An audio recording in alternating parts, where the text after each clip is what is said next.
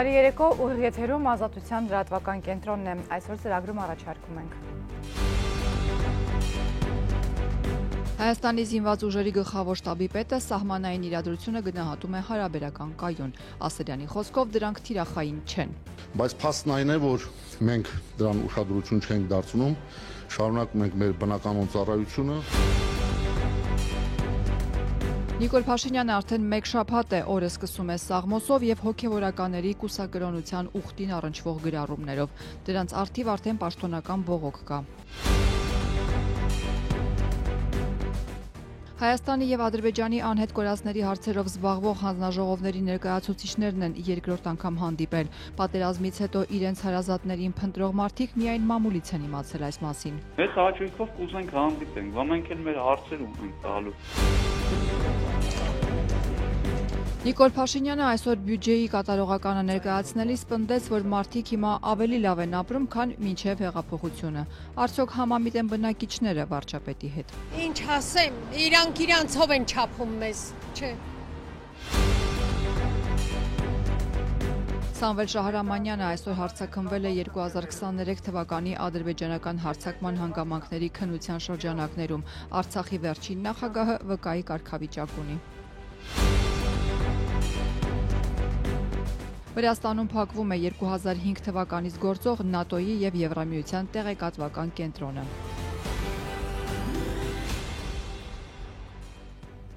Նախ սահմանային իրավիճակի մասին Հայաստանի զինված ուժերի գլխավոր շտաբի պետ Էդվարդ Ասրյանը այսօր հաստատել է, որ ադրբեջանական կողմից պարբերաբար կրակոցներ են հնչում, բայց սահմանային իրադրությունը ընդհանուր առմամբ հարաբերական կայուն է, իսկ ադրբեջանցիների գործողություններն էլ ոչ թիրախային է որակել։ Այս մասին Ասրյանը խոսել է ազգային ժողովում, ուժային կառույցների ներկայացուցիչներից այսօր խորհրդարանում էր նաև ներքին գործերի նախարարը, որն անդրադարձել է ոստիկանապետի փոփոխությանը։ Ազգային ժողովից Շողիկ Գալստյանն է հաղորդում։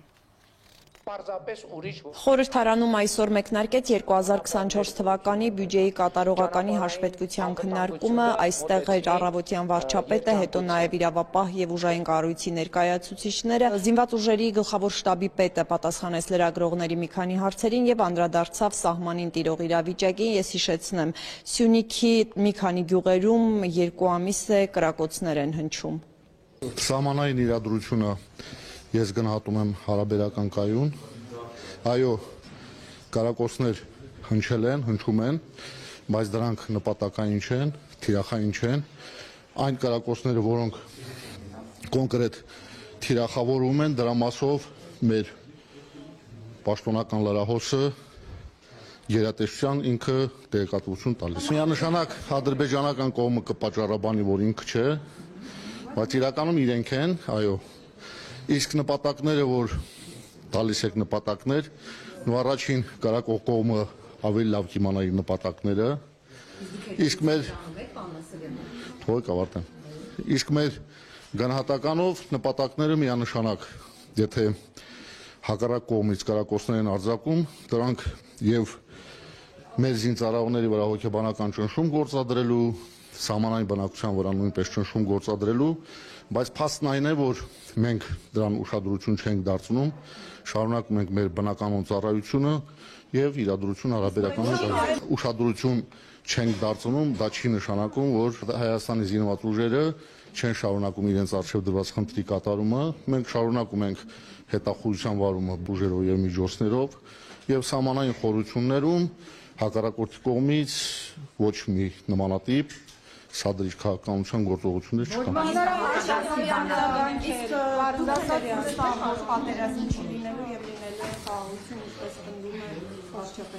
Հայաստանի Հանրապետության վարչապետը հանդիսանում է նաև ի պաշտոն է զինված ուժերի համար գերագույն հրամանատար, այնինչ որ Հայաստանի Հանրապետության վարչապետը հնչեցնում է, ուրեմն բավականին հիմքեր ունի դա հնչեցնելու համար։ Պատգամավորների հարցերին պատասխանելուց հետո լրագրողների հարցերին պատասխանեց նաև ներքին գործերի նախարար Արփինե Սարգսյանը։ Նախարարին լրագրողների հարցերը հիմնականում կապված էին ոստիկանապետ Արամ Հովհաննիսյանի հրաժարականի հետ։ 2 օր առաջ ոստիկանապետը պաշտոնից ազատվեց, արդեն նոր ոստիկանապետ է նշանակվել եւ նախարարը անդրադարձավ այս թեմային, թե պատգամավորների հետ հարց ու պատասխանի ընթացքում, թե լրագրողների, պնդեց, որ որևէ խնդիր չի եղել ոստիկանապետի հեռանալու հետ կապված սիտուացիա։ Գնահատել ենք, որ կադրային փոփոխությունը այս պահին տվյալ պաշտոնի համար կարևոր կլինի, որպեսզի ոչ թե այն տրամաբանությունը նկատի ունենալով, որ ինչ-որ մի բան վատ է կամ չգիտեմ ինչ-որ մի բան չի գնահատվել կամ չի արժևորվել պարոն Հովհաննիսյանի աշխատանքը, բնավ ոչ,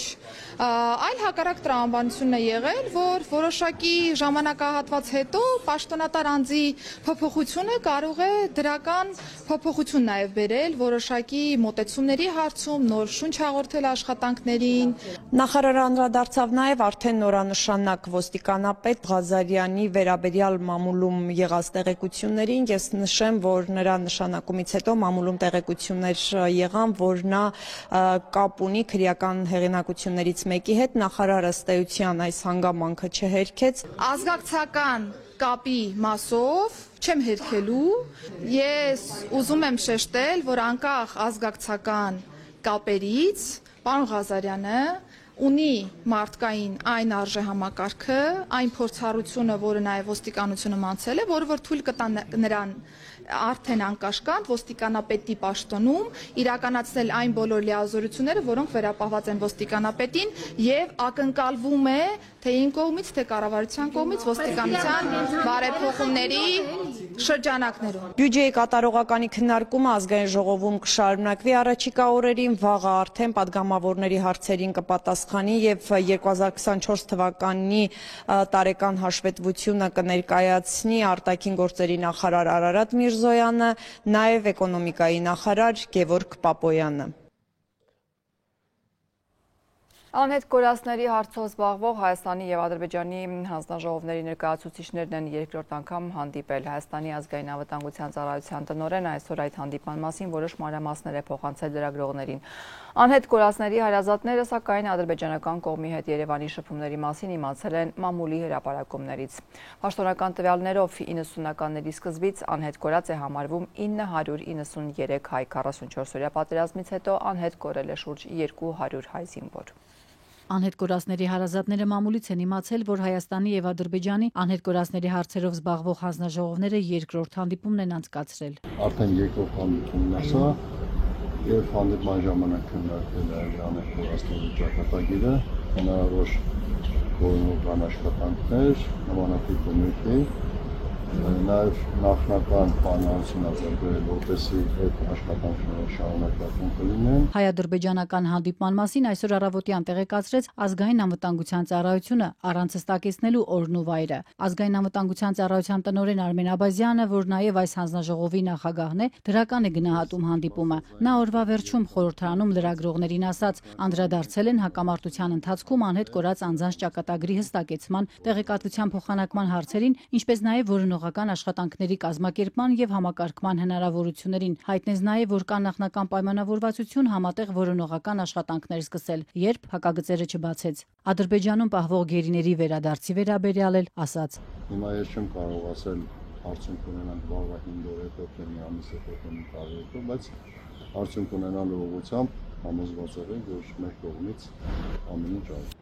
44-օրյա պատերազմում կորած որդիների մասին լուրջ ունեցող ծնողներն ասում են, իրենք էլ են ուզում մասնակցել այս հանդիպումներին, հարցեր տալ ադրբեջանական կողմին։ Արմեն Մելքոնյանը որդու ԴՆԹ հետազոտության պատասխանը ստանալուց հետո հուղարկավորություն է արել, բայց դեռ հույս ունի, որ պատասխանը սխալ է, իսկ որդին Ադրբեջանում։ Նրա պես էլի ծնողներ կան, որոնց չեն համոզում գենետիկ հետազոտությունները։ Մեծ հաճույքով կուզենք հանդիպենք, բա մենք էլ մեր հարցեր ունենք տալու։ Ուղղված է մեր երեխեքի մասին, անհետ կորածների մասին։ Իմանանք ուր են այդ երեխեքը, մեր երեխեքին թոտան։ Հայ եւ ադրբեջանցի բարձրաստիճան պաշտոնյաներից կազմված հանձնաժողովների առաջին հանդիպումը փետրվարին էր սահմանին։ Կողմերն այն ժամանակ դարձյալ մանրամասներ չէին հայտնել, միայն նշել էին, որ համաձայնել են շարունակել քննարկումները։ Մենք հանդիպում ենք, ամեն անգամ ասում ենք, նրանք ասում են զբաղվում ենք, մենք գիտենք տեղը,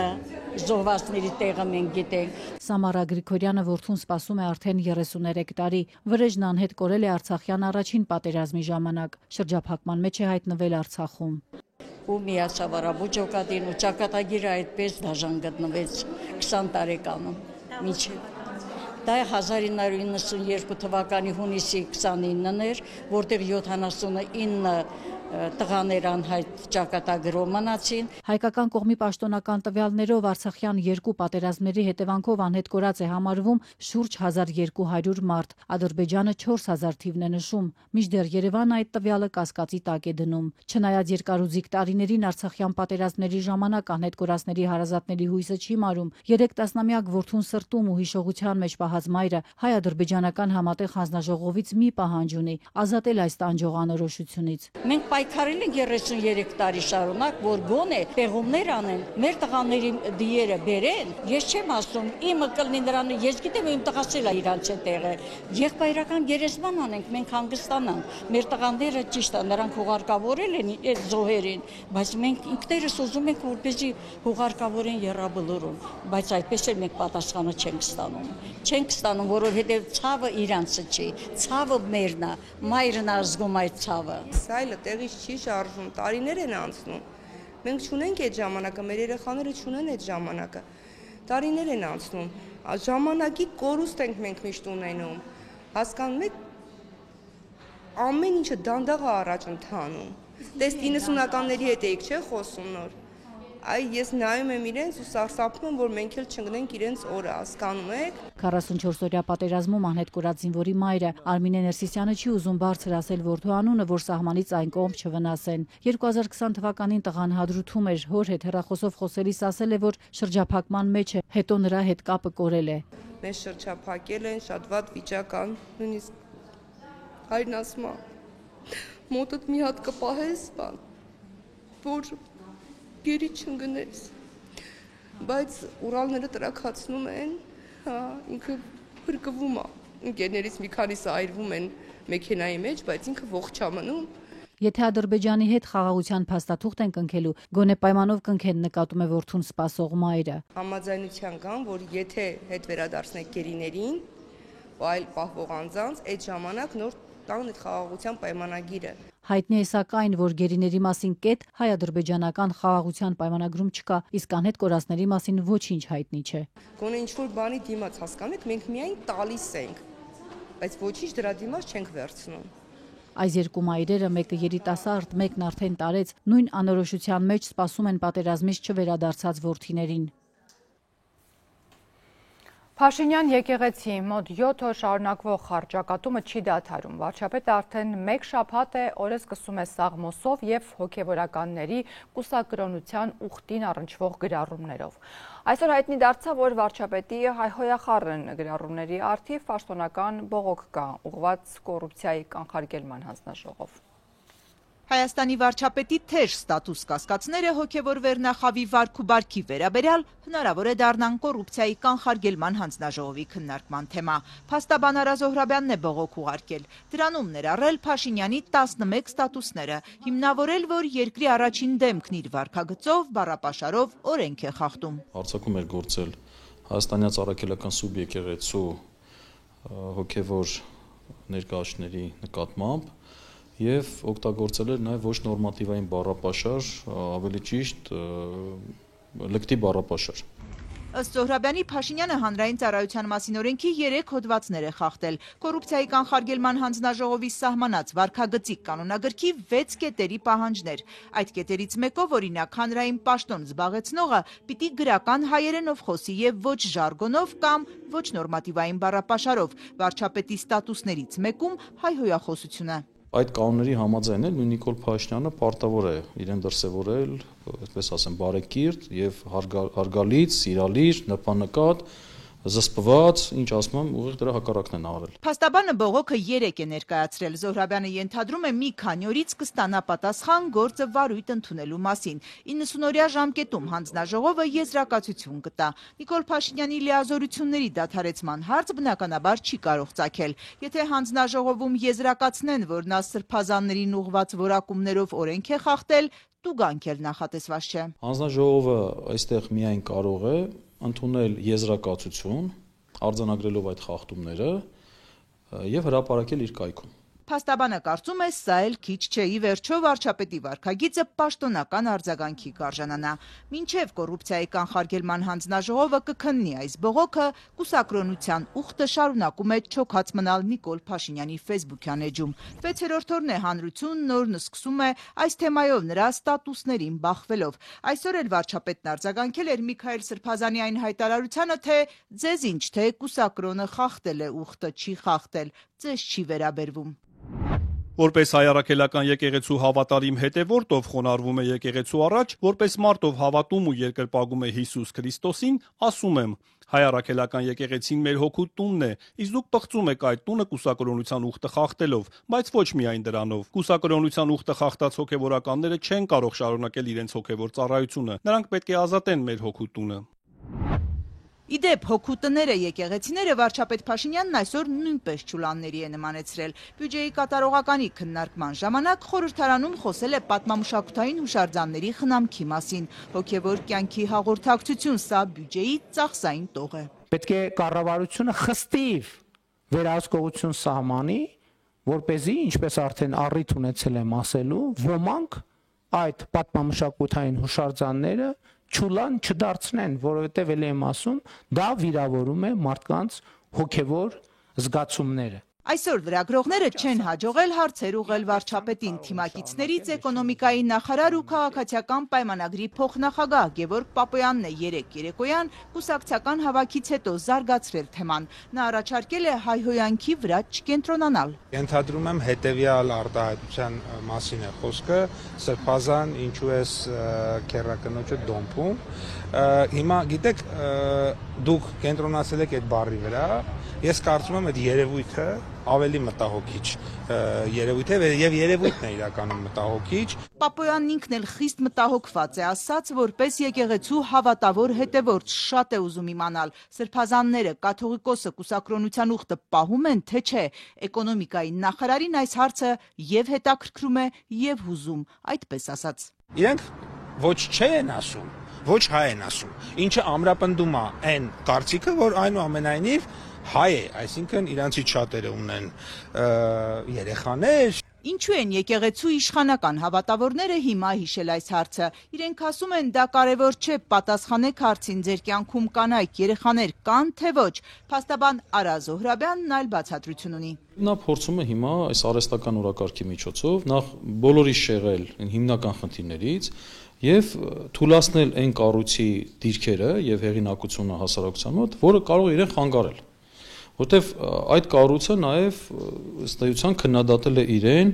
իր ազգակործության քաղաքականության համար։ Նիկոլ Փաշինյանը համալսարանում ուսանողների հետ հանդիպման ժամանակ ասել է, որ հատուկ մարմիններին հանձնարարել է գնալ ու ստուգել ամենայն հայոց կաթողիկոսի կուսակրոնության հարցը։ Այս մասին Ազատությանը պատմել էր հանդիպմանը մասնակցած ուսանողներից մեկը։ Այդպիսի բան եղել է, այս հարցին վարչապետի խոսնակը երեկվանից չի արձագանքում։ Փաստաբան Զոհրաբյանը վստահ է, որ այդպիսի հանձնարարություն եղել է։ Իր գրառումների ձեռքումա, որ ինքը ինչ որ տեղեկություններ ունի, կամ նման տեղեկությունների իմիտացիա, այսպես ասած, եւ նա այնպես վստահ գնում առաջ։ Ազգային անվտանգության ծառայության տնօրենն այսօր խորհրդարանում փակ հանդիպման ժամանակ ի պատասխան ընդդիմադիր պատգամավորների հարցադրումների պնդել է, իր կառույցը նման հանձնարարություն չի ստացել։ Աներիկ Բաղարյանն հնչել է պատասխան, որ որևէ նման հանձնարարական ազգային անվտանգության ծառայության իդեմս ղեկավարին չի իջեցվել։ Այսինքն, եթե ենթադրվում էր, որ Նիկոլ Փաշինյանն իր հայտարարություններն անելիս ձեռքի տակ ինչ որ կոմպրոմատներ կան, ապա այստեղից կարելի է եզրակացնել, որ առնվազն ազգային անվտանգության ծառայության ղեկավարը փաստում է, որ նման հանձնարարական չի եղել, հետևաբար նման տեղեկատվություն էլ չի փոխանցվել։ Արդեն խորհրդարանի բակում Արմեն Աբազյանին լրագրողներն են հասցրել հարցնել. կաթողիկոսի հետ կապված տեղեկություն Փաշինյանին տվել եք, պատասխանը Եթերում Ազատության լրատվական կենտրոնն է, մեր լուրերին կարող եք հետևել նաև Ազատության տելեգրամյան ալիքում, իսկ այս ծրագրի երկրորդ մասում առաջարկում ենք։ Նիկոլ Փաշինյանը այսօր բյուջեի կատարողականը ներկայացնելիս պնդեց, որ մարդիկ հիմա ավելի լավ են ապրում, քան մինչև հեղափոխությունը։ Արդյոք համամիտ են բնակիչները վարչապետի հետ։ Ինչ ասեմ, իրանք իրանցով են չափում մեզ, չէ։ Սամվել Շահրամանյանը այսօր հարձակվել է 2023 թվականի ադրբեջանական հարձակման հանգամանքների քննության շրջանակներում։ Արցախի վերջին նախագահը վկայի կարգավիճակ ունի։ Վրաստանում փակվում է 2005 թվականից գործող ՆԱՏՕ-ի եւ Եվրամիության տեղեկատվական կենտրոնը։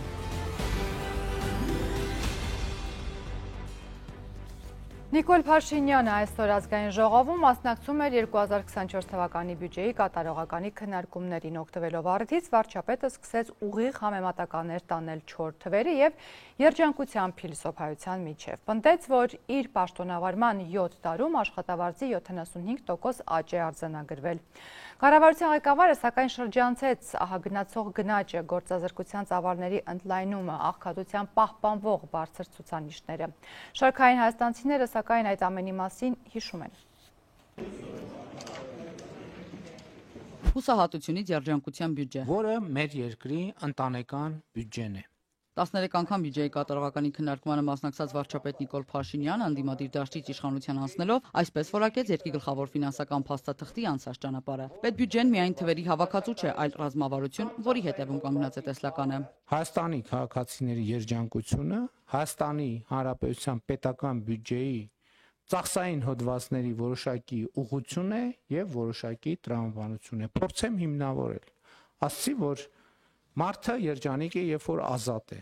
Բյուջեն ընտանեկան բնորոշելով Փաշինյանը պնդեց, թե Հայաստանի պատմության մեջ ռեկորդային ցուցանիշ է սահմանվել։ Եկամուտները կազմել են 2 տրիլիոն 579 միլիարդ 200 միլիոն դրամ։ Ռեկորդային հաջորդ տվյալը աշխատատեղերն էին։ Նախահեղափոխական ցուցանիշից 32%-ով ավելի բարձր է ըստ Փաշինյանի։ Աշխատատեղերը շատանում են, բայց ավելի մեծ տոկոսով գործազրկությունն է ավելանում։ Այս անհարմար վիճակագրությունը խորհուրդ է անում անցած տարվա բյուջեի կատարողականը ներկայացնող վարչապետը շրջանցեց։ Ըստ Համաշխարհային բանկի 2024 թվականին Հայաստանում գործազրկությունը կազմել է մոտ 14%, մինչդեռ 2023-ին այն եղել է 12.4%։ Գործազրկությունն ավելանում է եւ քաղաքներում եւ գյուղերում։ Փաշինյանը նկատեց, իր պաշտոնավարման 7 տարում աշխատավարձի 75% աճ է արձանագրվել։ Նույն ժամանակահատվածում կൂട്ടակային գնաճը 25% է։ Այս թիվը վկայությունն է այն բանի, որ մարդիկ Հայաստանում ավելի լավ են ապրում եւ ավելի լավ են ապրում գնաճի հաշվառումով եւ ավելի լավ են ապրում շուրջ 50%-ով։ Այսինքն իրենց ապրածի կեսի չափով, եթե պատկերավոր նկարագրենք, ավելի լավ են ապրում։ Վիճակագրությունն ասում է, հարստացել ենք, բայց մարդիկ ապրում են ավելի լավ, թե վատ։ Ավելի լավա չխոսամ էլի։ Ճնշումս է բարձրակ, խոսամ կվատանամ։ Մենակ վարչապետը չի կարող վերահսկել մեր բոլոր գործողությունները, սնդի կետերից բռնած բանջարաբոստանային կուլտուրաներով, ով ինչ ոնց ուզում գները առաջարկում դնում, մի քիչ վերահսկել է պետք։ Ոչ մի բան էլ չի հեշտացել, ավելի դժվարացել է, կարամ ասեմ, ոչ աշխատավարձ է բարձրանում, ոչ թոշակ, ոչ սնունդն է իջնում, որ մարդիկ նորմալ ապրեն։ Ինքան որ ապրում են, գոյատևում են, դա կյանքա, դի պայքարես, ինչ որ բանի հասնենք, թե չէ։ Չեն կարողանում մարդիկ ապրեն, շատ դժվար պայմաններ է։ Հիվանդեն բժշկի չեն կարողանում գնան, գումարի խնդիրը կա։ Չեն կարողանում, հետո ասում են ձեզ նայեք, հետևեք առողջ եղեք, ոնց գնանք, ինչով գնան մարդիկ։ Ինչ ասեմ, իրանցով են չափում մեզ, չէ, չի բավարարում։ Միայն իրանց համար ամեն ինչը լավ, սովորական, ժողովրդի համար ոչ մի բան լավ չի, աղջիկ ջան։ Չեմ հասնում, ոչ մի բան չեմ հասնում։ Մենակ գալիս եմ սիթի, թոշակով առետուր եմ անում, տուն եմ գնում։ Ոչ կոմունալ եմ կարում մուծեմ, ոչ մի հատ կոշիկ եմ կարում առնեմ, ոչ մի բան։ Մինչ միջին աշխատավարձի թղթային աշն ուրախացնում է, սննդամթերքի գները հիշեցնում են իրականությունը։ 2025-ի ապրիլին արձանագրվել է սննդի ավելի քան 5% թանկացում նախորդ տարվա նույն ամսվա համեմատ։ Գնաճային ցուցանիշները չեն վրիպել նաև միջազգային կառույցների, այդ թվում Համաշխարհային բանկի ուշադրությունից։ Թանկացումների առաջամարտիկը կարտոֆիլն է։ Խանութներում 1 կիլոգրամի գինը հասնում է, երբեմն էլ անցնում է 400 դրամը։ Միայն 1 տարվա ընթացքում մոտ 50% թանկացում։ Ձուկը մոտ 22%-ով է թանկացել, սուրճը 17, շոկոլադը 14, ձեթն ու կարագը ավելի քան 10%-ով են թանկացել։ Թեև Փաշինյանի կառավարությունը 2021 թվականի նախընտրական ծրագրում խոստացել էր աղքատության մակարդակը կրկնակի նվազեցնել 26.4-ից հասցնելով 13.2%-ի, 4 տարի անց արդյունքը 23.7% է։ Աղքատությունը կիսելու փոխարեն այն նվազել է ընդամենը 2.7%-ով։ Անցած տարի տնտեսական աճը 5.9% է եղել կառավարության նախատեսած 7%-ի փոխարեն։ Այս թվերի մասին վարչապետ Փաշինյանը խորհրդարանում չխոսեց։ Նրա զեկույցը ի դեպ լսում էին միայն թիմակիցները, ընդդիմությունը նիստերին ներկա չէր։ Իմ զրուցակիցը Հայաստանի աշխատանքի և սոցիալական հարցերի նախկին նախարար Մեսրոպ Առաքելյանն է։ Բարև ձեզ, պարոն Առաքելյան, շնորհակալություն հրավերն ընդունելու համար։ Պարոն Առաքելյան, այսօր Հայաստանի վարչապետը, երբ ներկայացնում էր բյուջեն, այսպիսի մի հայտարարություն արեց, որ հեղափոխությունից հետո այսօր մենք 50%-ով ավելի լավ ենք ապրում, քան նախքան հեղափոխությունը։ Այստեղ դուք այսօր նկատեցի հրապարակել էիք, որ աղքատությունը նվազել է միայն 3%-ով, չնայած որ նախընտրական խոստումը լրիվ այլ բանի մասին էր, կիսով չափ նվազեցնելու մասին էր, եւ եթե մենք պարզապես թվերով դա ներկայացնենք, այսինքն 26.4%-ից դարձնել 13.2%-ը չի իրականացել, 4 տարում աղքատությունը դարձել է 23.7%։ Խնդրում եմ ասեք, ինչպես այս թիվը համադրել վարչապետի ավելի լավ ապրելու տեսության հետ։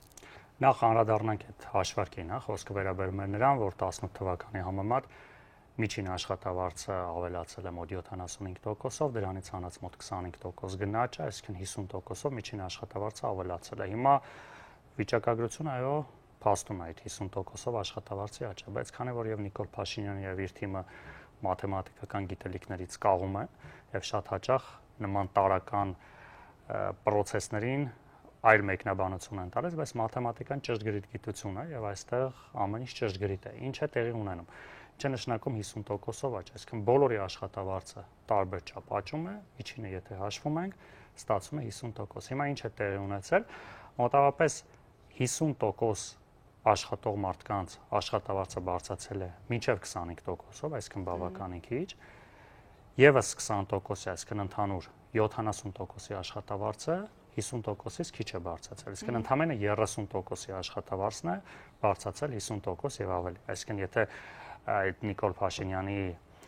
տերմին բանությամբ խոսենք, ընդամենը 30%-ն է 50%-ով լավ ապրում եւ ոչ թե ամբողջ բնակչությունը, այսինքն պատկերավոր ասած հիմա եթե ձեր կոլեկտիվից 2 հոգու աշխատավարձ բարձրացնել, մնացածինը չբարձրացնել, միջին աշխատավարձը բարձրանում է, բայց դա չի նշանակում, որ բոլորը սկսում են լավ ապրել, ընդամենը այդ 2 հոգին լավ կապրեն։ Ընդ որում, եթե խոսենք ամբողջ բնակչության մասին, մասնավորապես աշխատունակ բնակչության, որովհետև Հայաստանում 2-3 միլիոն մարդ չափահաս է, այսինքն աշխատանքի ունակ է, այսինքն պետք է աշխատի եւ այսինքն եկամուտ ստանա, որ ապրի, բայց մոտ 800,000-ն է աշխատավարձով հաստ ապրում։ Այսինքն փաստացի ստացվում է, որ աշխատունակ բնակչության ընդամենը 10%-ի եկամուտներն են 50%-ից ավել աճել, այսինքն ընդամենը 10%-ի վրա է անդրադարձել։ Փաշինյանի ասած հուսահատությունից դեպի երջանկության բյուջե ճանապարհը տեսանելի է ձեզ համար։ Ընդհանրապես երջանկությունը տարբեր կոմպոնենտներ ունի, որտեղ բարեկեցությունը մի մասն է, բայց բարեկեցությունից առաջ շատ կարևոր է անվտանգությունը, որում անվտանգությունը լայն իմաստով։ Եվ արտաքին անվտանգություն, ներքին անվտանգություն, առողջություն, միջավայր, մաքուր օդ, շրջակա միջավայր, որը ցավոք այսօրվա իշխանությունները ոչ միայն չեն ապահովում, այլ նաև նոր մարտահրավերներ են ստեղծում։ Հետաբար այս ցուցանիշները, որ ազգային վիճակագրական ծառայության կայքում կան, ամենևին մարդկանց երջանկության մասին չեն։ Շատ շնորհակալ եմ զրույցի համար։ Ես հիշեցնեմ, զրուցում է Հայաստանի աշխատանքի և սոցիալական հարցերի նախկին նախարար Մեսրոպ Առաքելյանը։ Արցախի վերջին նախագահ Սամվել Շահարամանյանը այսօր որպես վկա հարցաքննվել է 2023 թվականի ադրբեջանական հարձակման հանգամանքների քննության շրջանակներում։ Գործը հարուցվել է դեռ 23 թվականին Արցախի հայաթափումից 1 ամիս անց, սակայն Շահարամանյանին սկսել են հարցաքննել միայն այս տարվա մայիսին։ Ակտիվ քննչական գործողությունների մեկնարկը ի դեպ համընկել է Լեռնային Ղարաբաղի նոր նախագահի ընտրության շուրջ քննարկումների հետ։ Ստանձնելով Արցախի հանրապետության նախագահի պաշտոնը երդվում եմ։ Արցախի վերջին նախագահ Սամվել Շահրամանյանին վերջին 15 օրվա ընթացքում 4 անգամ հարցաքննության են կանչել։ Այսօր էլ մի քանի ժամ նա քննչականում էր 2023-ի ադրբեջանական հարձակման ժամանակ պաշտոնական անփութության ու զենք զինամթերքը հակառակորդին հանձնելու գործով։ Լինելով գերզբաղ ու բազմազբաղ ինքը պարտադիր ամեն մի հարցաքննության արդեն այսօր եթե չեմ սխալվում 4-րդ կամ 5-րդ հարցաքննությունը երբ որ վերջինս ներկայանում է եւ ամեն անգամ 4-5 ժամ տևողությամբ հարցաքննվելուց ինքը չի խուսափում։ Վարույթը հարուցվել է Արցախի անվտանգության խորհրդի նախկին քարտուղար Սամվել Բաբայանի հաղորդման հիման վրա։ Եթե չեմ սխալվում լրատվամիջոցներում տեղեկություն, որ վարույթը նախաձեռնել է Սամվել Բաբայանի կողմից հրապարակավ կատարված հայտարարության եւ հետագայում ներկայացված հաղորդման հիման վրա։ Շահրամանյանն այս գործով վկայի կարգավիճակում է, լրագրողներին ասաց նրա փաստաբանը։ Ռոման Երիցյանը գործի բովանդակությունից մանրամասներ չհայտնեց, ինչ հարցեր ունեին քննիչները։ Փաստաբանը չհրապարակեց նախաքննության շահերից ելնելով։ Գործով վարույթն իրականացնող մարմինը, մասնավորապես քննիչը մեզ նախազգուշացրել է նախաքննության ընթացքում հայտնի դարձած ամեն մի տվյալ հրապարակելու անթույլատրելիության մասին։ Իսկ ինչու են Սամվել Շահրամանյանին իրավապահները հիշել քրեական գործից 2 տարի անց։ Փաստաբանն էլ է մտահոգված։ Իրավական տրամաբանությունը հուշում է այն, որ 2023 թվականին նման փաստի առթիվ նախաձեռնված վարույթի շրջանակներում Արցախյան հանրապետության նախագահը երևի թե պետք է լիներ առաջին անձանցից մեկը, որ այս վարույթի շրջանակներում պետք է հարցաքննվեր։ Գործը հարուցվել է Արցախի հայաթափումից օրեր անց 2023-ի հոկտեմբերի սկզբին։ Շահրամանյանին առաջին անգամ հարցաքննության են կանչել այս տարվա մայիսի կեսերին։ Ես կարծում եմ քննչական կոմիտեն պետք է այս մասով հանդես գա պաշտոնական հայտարարությամբ եւ պարզաբանի թե ինչու 2023 թվականի հոկտեմբեր ամսի նախաձեռնված վարույթի շրջանակներում Սամվել Շահրամանյանը հարցաքննվում է հենց հիմա։ Սամվել Բաբայանը Արցախը հայաթափվելուց օրեր անց իրավապահներին հորդորել էր քրեական գործ բացել Արցախի իշխանությունների դեմ Լեռնային Ղարաբաղը հանձնելու համար։ Նրան էլ են հարցաքննում։ Ինչ դիրքորոշում է հայտնել Ռոման Երիցյանն ասաց, գիտեն, պարզապես չեն կարող նախաքննական տվյալները հրապարակել ու ասել դրանց հետ համաձայն են թե ոչ։ Կրկին կաշկանդված լինելով նախաքննության գաղտնիքը չհրապարակելու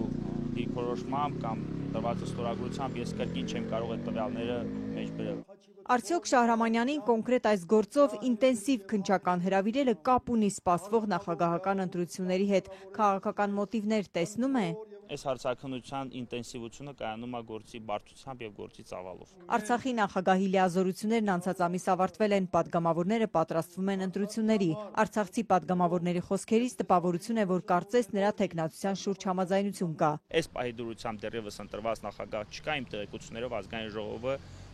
ընտրելու է, ազգային ժողովի պատգամավորները ընտրելու են նոր նախագահ, որի տվյալները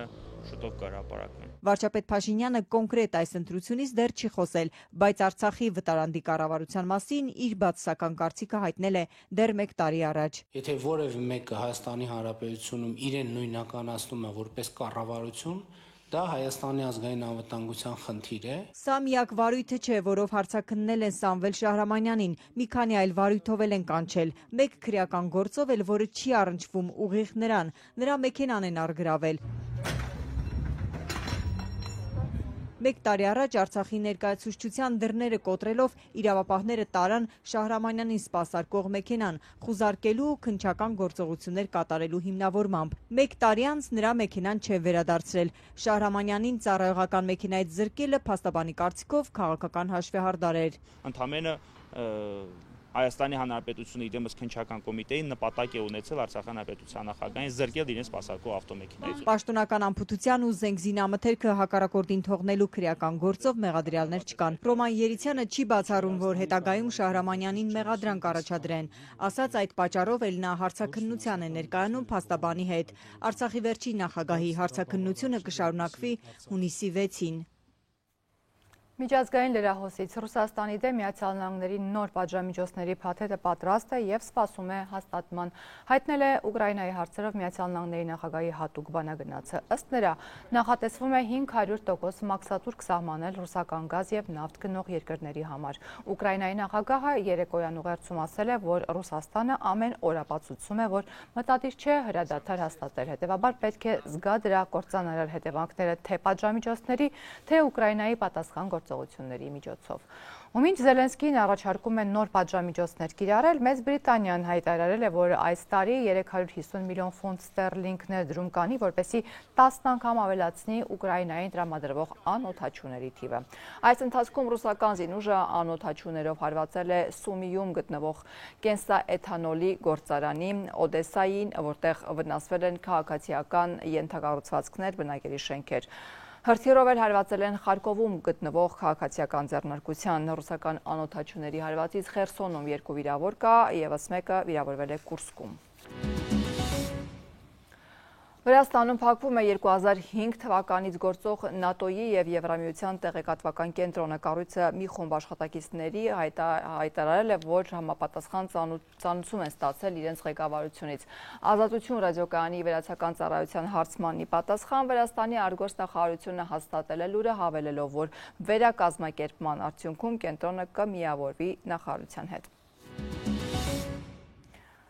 Իրանի գերագույն առաջնորդ Այաթոլլահ Ալի Խամենեին հորդորում է Միացյալ Նահանգներին չմիջամտել Իրանի ուրանի հարստացման ծրագրին։ Իրանական լրատվամիջոցների հաղորդմամբ Այաթոլլահ Խամենեին ընդգծել է միջուկային տեխնոլոգիայի բազմաշերտ նշանակությունը, նշելով, որ այն սահմանափակված չէ միայն էներգիայի արտադրությամբ, այլ նաև հանդիսանում է բազմաթիվ գիտական ճյուղերի հիմք։ Ընդգծել է, որ ուրանի հարստացումը մնում է Իրանի միջուկային ծրագրի առանցքը, որը մշտապես գտնվում է թշնամիների ուշադրության կենտրոնում։ Իրանի գերագույն առաջնորդը քննադատել է Միացյալ Նահանգների քաղաքականությունը, պնդելով, որ Վաշինգտոնի հիմնական նպատակը Իրանի միջուկային զարգացման խոչընդոտումն է եւ երկրի կախվածությունը ստեղծել օտար ուժերից։